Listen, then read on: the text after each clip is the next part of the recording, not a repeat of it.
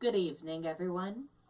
I'm Riley King, and welcome to the Riley King Newscast right here on the Riley King Network.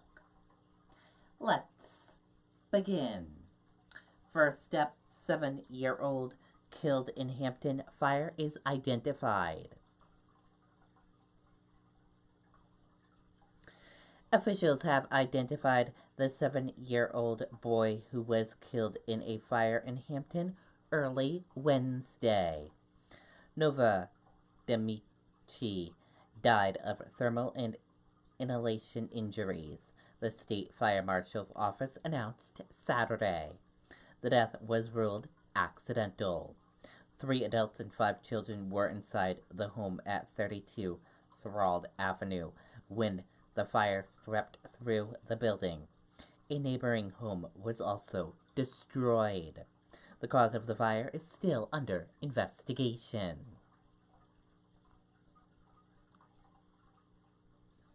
Man charged after armed standoff in Sunapee. A man is facing a charge after an armed standoff that lasted nearly 9 hours in Sunapee on Saturday, police said.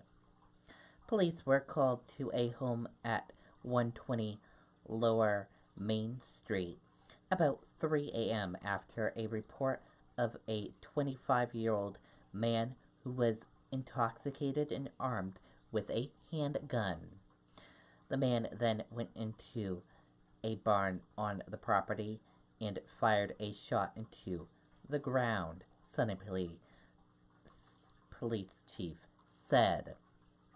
The man surrendered after state police deployed a non-lethal gas into the barn. Nobody else was inside the barn. The man has been charged with felony reckless conduct.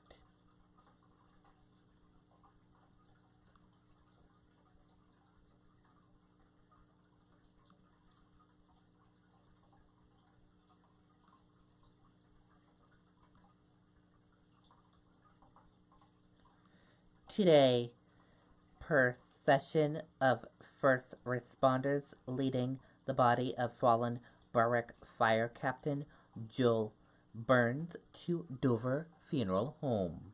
Take a look at that video from WMUR News 9, Siobhan Lopez.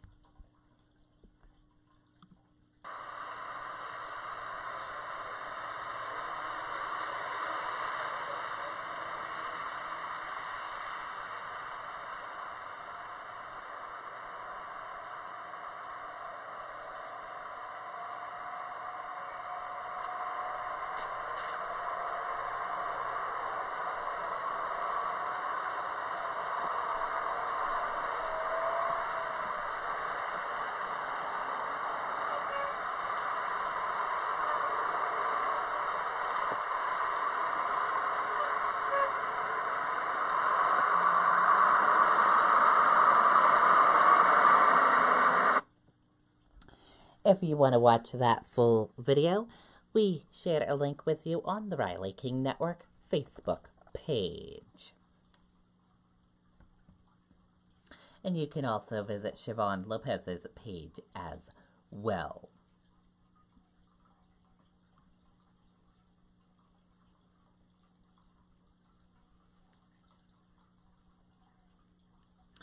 Captain Burns' father Michael shared these photos, Joel with his nephew and sister. He says Joel was a professional and dedicated, always knew he wanted to be a firefighter. He also says a firefighter told him Joel saved his life yesterday by shielding him from the flames. Take a look at the photos.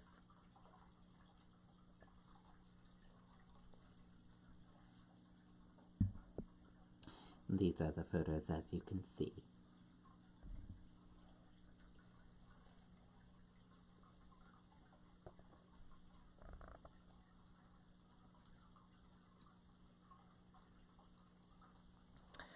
Berwick Fire Chief Dennis Plaint speaking about fallen fire captain Joel Burns.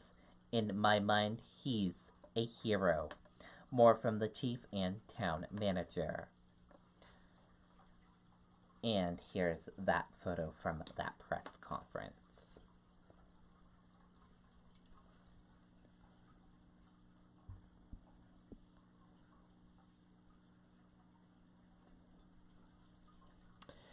And all of our thoughts and prayers go to the Berwick Fire Department and Joel Burns' family, co-workers, and friends. Man arrested for thefts from 100 cars.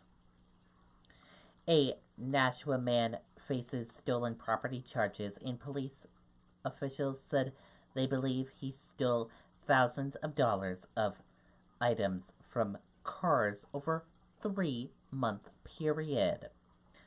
Ralph Rodriguez, 25, of 17 Mason Street, was charged with felonious because he had 2 prior convictions for theft, officials said.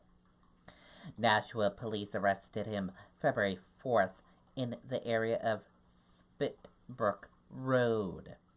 The arrest followed multiple reports of items stolen from cars from last November through January. These items were stolen between the hours of 10 p.m. and 6 a.m. So, officers set up surveillance in the neighborhood.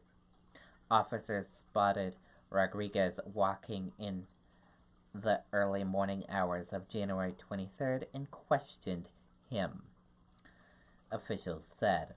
Then, after 2 more thefts reports on February 4th, police officials said they saw Rodriguez. At that point, Rodriguez admitted to stealing items from about 100 cars in the neighborhood, officials said. Police say they then uncovered additional stolen items belonging to victims who have reported thefts after searching a Spitbrook Road address where Rodriguez had been staying. Since his arrest, there have been no further reports of items stolen from cars in that neighborhood, officials said. This investigation uncovered items worth thousands of dollars, ranging from cash, gift cards, and purses to electronics. Anyone who lost property from a car or truck in this neighborhood during this period should contact Nashua Police Department's Traffic Enforcement Unit at 603-589-6160 or 603-594-3500. And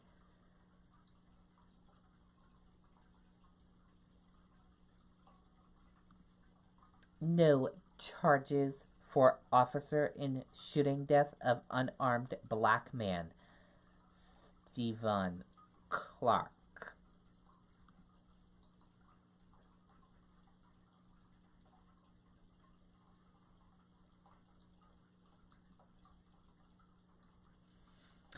Let's take a listen to that video from ABC News.